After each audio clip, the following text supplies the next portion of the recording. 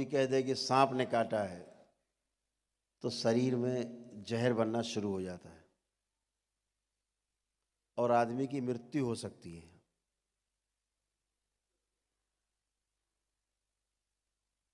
तो ये जो भ्रम है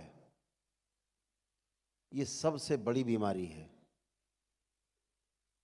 दरबार ने यही अनुसंधान किया कि ये सिर्फ भ्रम है और भ्रम से बड़ी बीमारी इस संसार में दूसरी कोई है नहीं।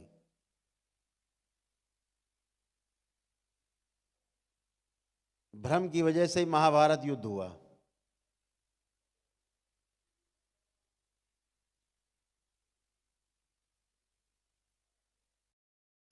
जो राजसू यज्ञ हुआ उसमें जो सब आमंत्रित हुए, सारे कौरव भी आमंत्रित थे। जैसे आजकल आप लोग देते ना 3D 5D 6D, ऐसे दिखा देते कि शेर सामने से जा रहा है कुछ नहीं, भ्रम। तो ऐसे ऐसे म्यूजियम बन गए। आप वहाँ जाओ तो आपके सामने से शेर गुजरेगा, पूरा हाथी गुजरेगा, आपको लगेगा जंगल में है, एकदम ऐसा इफेक्ट दे देंगे। इतना बड़ा भ्रम। तो ऐसे ही उन्होंने राजमहल में भ्रम फैलाया था। जहाँ पानी था वहाँ सूखा, जहाँ सूखा था वहाँ पानी, यानी वो दिखता था सूखा है, पैर रख दिया तो पानी है। और जहाँ पानी था वहाँ सूखा बना दिया तो वो चले जा रहे हैं, तो पानी के अंदर चले गए। ऐसे भ्रम हुआ तो गिरे गिरे। जब दुर्योधन गिरा तभी कहा ना द्रौपदी ने कि अंधों का अंधा ही पैदा होता है। ये कारण बना सबसे बड़ा महाभारत युद्ध का, भ्रम के कारण। तो जो भ्रम है, जो भ्रम की बीमारियां हैं वो सही की लगती है। इतना गहरा भ्रम हो जाता है जब, तो बीमारियां सही की लगने लगती हैं, एकदम सच में।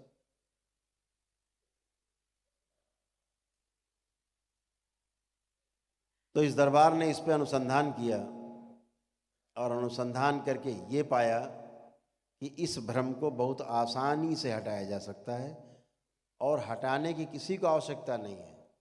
वैदिक नियम अगर आदमी पूरे कर ले तो स्वयं ही हटा सकता है।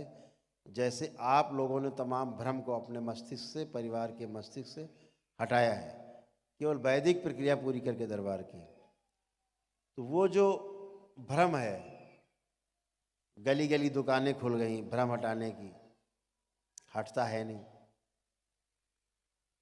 तालाब है, लाठी से पानी मारो अलग होता नहीं, मारते रहो। तो वो जो भ्रम हटाने की जो नकली दुकानें खुल गई गली गली, पगड़ी टोपी पहन के,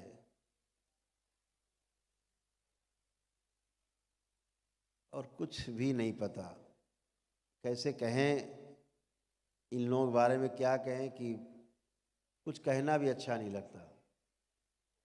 अभी इधर बहुत तमाम चीज़ें उठापटक देश में चली।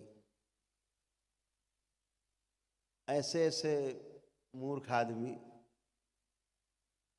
कि क्या कहें, बहस का कोई सार्थक बहस नहीं, जिसका कोई अर्थ नहीं है। हम तुम्हारा मोबाइल नंबर बता दें क्या है, तुम्हारे पासपोर्ट का नंबर बता दें क्या है, तुम्हारा आधार कार्ड का नंबर बता दें, तुम्हारा टेलीफोन नंबर बता दें, तुम्हारे पिता का नाम बता दें, चलो बता दिया हमने, मान लीजिए आपको, उससे कोई लाभ मिलने वाला था? नहीं मिलने वाला। वो तो पहले से आपको पता है सारे नंबर। लेकिन कहो कि 10 आदमी बीमार तड़प रहे हैं, इन्हें ठीक किया जाए, तो घिग्गी बन जाती है, बउआ बन जाते हैं कि भाई ये तो बीमारी, ये तो डॉक्टर के पास ले। तो दरबार ने अनुसंधान किया कि स्मृतियां ही हमको रोगी बनाती हैं, जो नकारात्मक स्मृतियां हैं, और जो सकारात्मक स्मृतियां हैं हमें निरोगी बनाती हैं, स्वास्थ्य प्रदान करती हैं। तो स्मृतियां हमारे रोग और स्वास्थ्य दोनों का आधार है। दोनों जगह स्मृति काम करती है। अगर आप यहाँ बैठे हो तो अपनी स्मृति के कारण बैठे हो। आपकी स्मृति में है कि अगर हम बाबा से जुड़ेंगे तो हम और हमारा परिवार सब सुखी रहेगा, अच्छा रहेगा, आगे का जीवन सरल होगा। ये स्मृति है, आपकी अंदर पड़ी हुई है। तो दरबार ने जो अनुसंधान किया वो ये किया कि स्मृति अगर ठीक कर दिया है आदमी की तो बाकी सब ठीक रहता है। और स्मृति के कारण ये आदमी या तो पागल है, उन्माद फैला रहा है, या अपने को चोट पहुंचा रहा है, या दूसरों को चोट पहुंचा रहा है, अपना काम नहीं कर पा रहा है। तमाम तरह के नकली रोग घेर लेते हैं। सब स्मृतियां हैं। नकली टाइप का जो खेल होता है, भूत प्रेत वाला खेल, नकली टाइप का, वो भी लोग और बढ़ा देते हैं, स्मृति बनाते रहते हैं। आप कहीं गए, बोले नहीं तो ब्रह्म राक्षस है। अब आपके दिमाग में एक और ब्रह्म राक्षस घुस गया। किसी के यहाँ के उसने कहा नहीं ये तो भाई रक्त काली घुसी हुई है। अब एक रक्त काली घुस गई दिमाग में, वो भी स्मृति बन गई। फिर कहीं गए तो उनका कि पिशाच घुसा हुआ है, तो फिर एक पिशाच घुस गया। ऐसे आपकी स्मृति में तमाम चीज़ें स्टोर होती जाती। और जितनी नकारात्मक स्मृतियां जहाँ आप जाते हैं वहाँ की नकारात्मक स्मृतियां आप में आकर्षित करते हो आप, और अंदर आ जाती।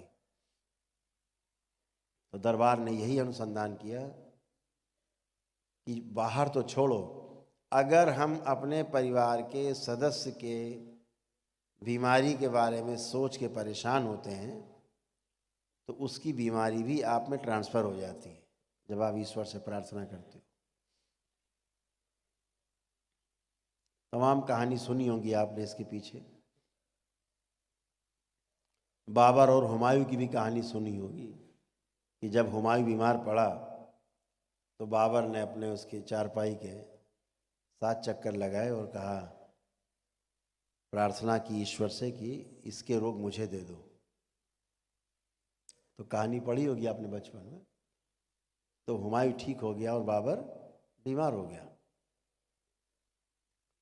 स्मृतियां हैं गहरे में, उधर डाइवर्ट हो गए और उसकी मृत्यु हुई। हुमायूं बच गए। तमाम, जैसे गोविंदा जी अभी आए थे आपके दरबार में, गोविंदा जी और उनकी धर्मपत्नी जी आई थी। तो गोविंदा ने बताया कि 14 साल की उम्र तक उनको भारी कष्ट थे, लेकिन कुछ प्रार्थना पूजा हुई घर में और भगवान को बहुत, गोविंदा मानते ही हैं बहुत ज़्यादा, कुछ प्रार्थना पूजा हुई और वो सारी जो स्मृतियाँ थी परिवार में सरक गई। तो ये स्वस्थ बने रहे और बाकी लोग जो परिवार की थी वो बीमार हो गए, भारी कष्ट पाए हो। तो स्मृतियाँ ट्रांसफ़र की जा सकती हैं, परिवार के सदस्यों में भी ट्रांसफ़र की जा सकती हैं, परिवार के डीएनए के बाहर भी किसी दूसरे डीएनए में ट्रांसफ़र की जा सकती हैं। ये तो खेल खूब चला, लेकिन नष्ट कर दी जाएं, ये पहली बार आपके दरबार में हुआ, करौली सरकार के दरबार में हुआ।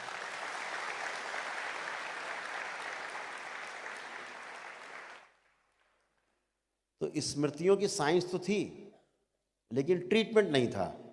ये सब जानते थे कि स्मृति जो है, कर्म स्मृति, हमारी कर्मों की जो स्मृति बनी हुई है, जब तक वह स्मृति रहती है उसका भोग बनता है। उसका भोग काटने के लिए स्मृति आगे आती है और वह स्मृति जो है रोग के रूप में दिखाई देती है जब भोग कटना होता है।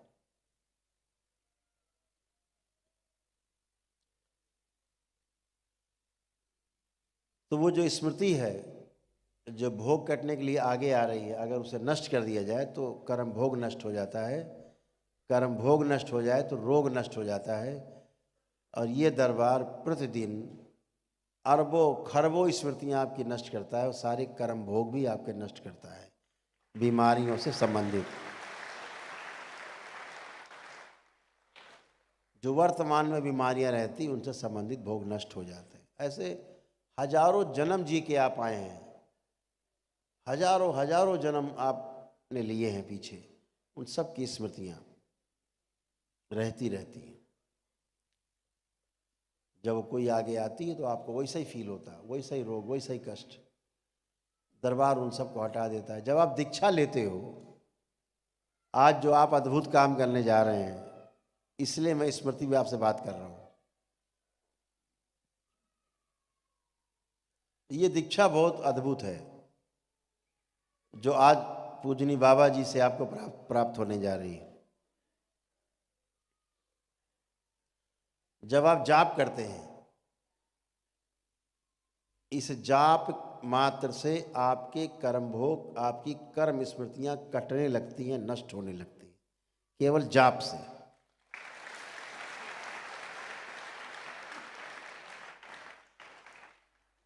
तो वैसे ही रोग और कष्ट एकदम लगता है कुछ कष्ट हुआ, वो कष्ट नहीं है, कर्म भोग है, कट के बाहर हो गया, निकल गया। ये रोग है जो आपके निकलेंगे, कटेंगे।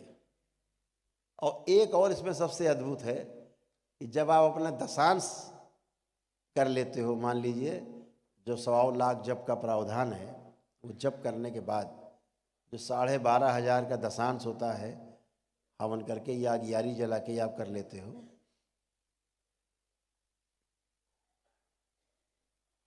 तो ये जो हवन का, जो दशांश के हवन का जो पुण्य आपके मस्तक पे, आज्ञा चक्र पे जो आपके स्थिर होता है, स्थापित होता है, सक्रिय हो जाता है, इतना अद्भुत है।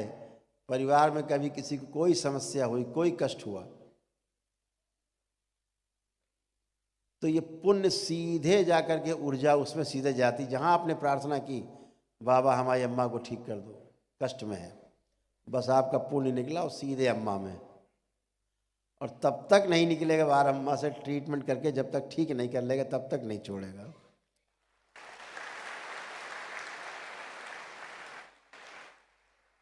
और जैसे अम्मा ठीक हुई, वो फिर वापस आपका, फिर आप में स्थिर। अद्भुत।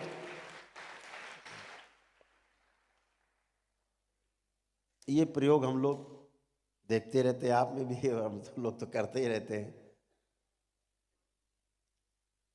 ये सारे प्रयोग चला करते हैं।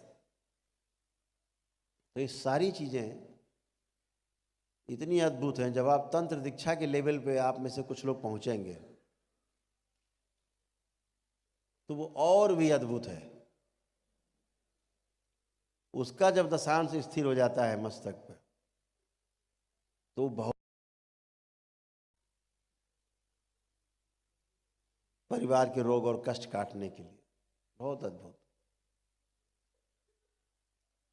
तो जिस में आप कदम रखने जा रहे हैं, बहुत महत्वपूर्ण विषय है जो आपने चुना है अपनी